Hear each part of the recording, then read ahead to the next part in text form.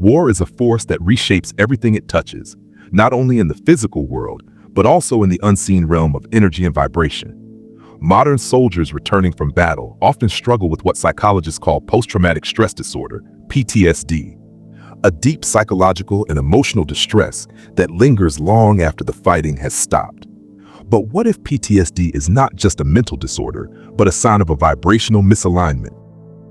What if the emotional suffering that plagues soldiers is not simply a byproduct of trauma, but an indication that their energy field has been deeply altered by war?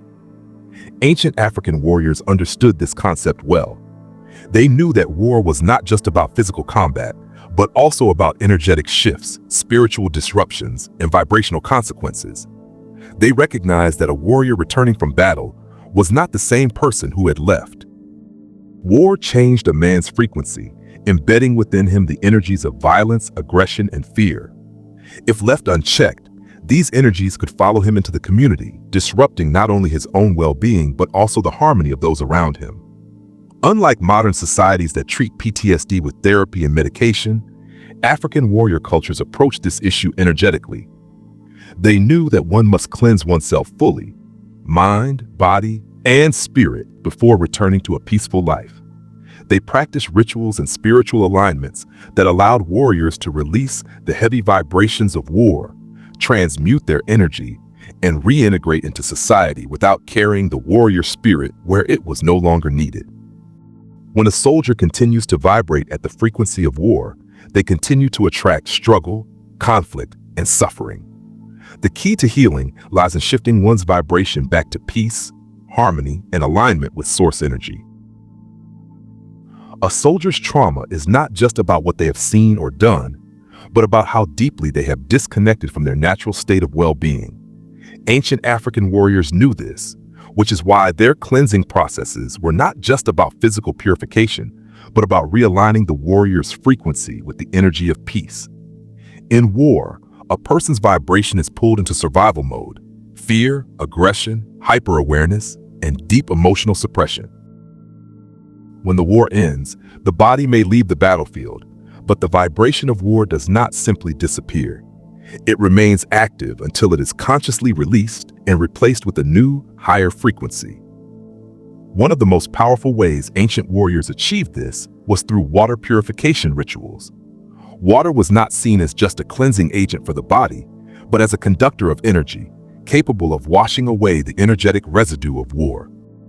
Warriors would immerse themselves in sacred rivers or be bathed by village elders using specially prepared herbal infusions. The intention was to allow the water to absorb and dissolve the vibration of battle, helping the warrior transition back to a state of peace. Resistance, whether in the form of trauma, fear, or negative energy, blocks the natural flow of well-being. Just as immersing in water helps release physical tension, it also allows the energetic burden of war to be washed away, making space for the warrior to reconnect with his true, peaceful nature. Fire was also used as a powerful tool for transformation. Many African warrior societies believed that fire had the ability to transmute negative energy into light. Warriors returning from battle would sit around sacred fires, sometimes in silence, sometimes in deep spiritual reflection, allowing the flames to symbolically and energetically consume the remnants of war within them. Some traditions included burning specific herbs and plants known for their purifying properties, allowing the smoke to clear away lingering warrior spirits. By focusing on the flames, warriors allowed themselves to release their war stories, their suffering, their attachments to violence, and the identities they had taken on during battle. They understood that you cannot bring the vibration of war into the vibration of peace and expect to feel at home. One must choose to step fully into the new frequency, and fire was a tool that allowed them to do just that. Beyond purification, warriors also realigned their energy through sound, movement, and community rituals. The drumming, chanting, and rhythmic movements that many African warrior societies engaged in were not just celebratory acts, but vibrational recalibrations. Sound carries frequency, and specific drum patterns were designed to shake off heavy energies and restore a natural state of alignment.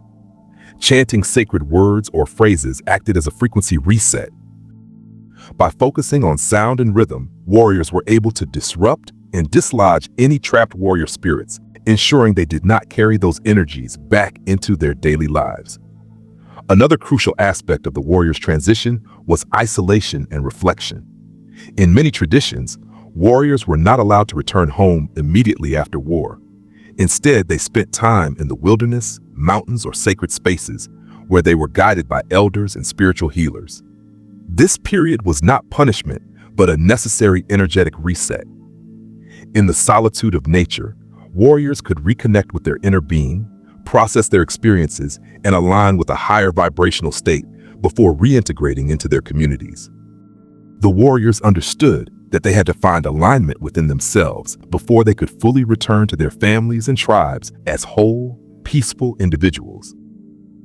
Modern soldiers, by contrast, are often sent home with no guidance on how to shift their energy. They are left to struggle with the weight of war, expected to simply adjust without ever addressing the vibrational disruption they have undergone. Their PTSD is not just mental, but energetic. They are stuck in a lower frequency that continues to attract more pain, distress, and suffering. Instead of purification, they are medicated. Instead of realignment, they are given therapy that often focuses on reliving the trauma rather than shifting away from it. Instead of community healing, they are isolated in their struggles. This is why so many veterans continue to experience distress long after leaving the battlefield.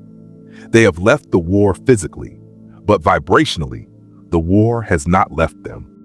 The ancient African approach to healing was not just about forgetting war, but about consciously choosing to step into a new vibration. Soldiers were guided through an energetic transformation that allowed them to return to peace, not just in body, but in spirit.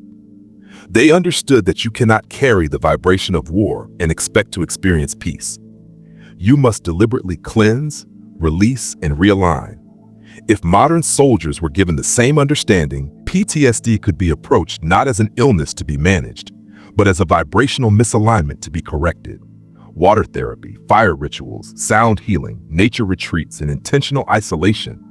All of these ancient methods could serve as powerful tools for modern warriors to shift their energy and reclaim their inner harmony.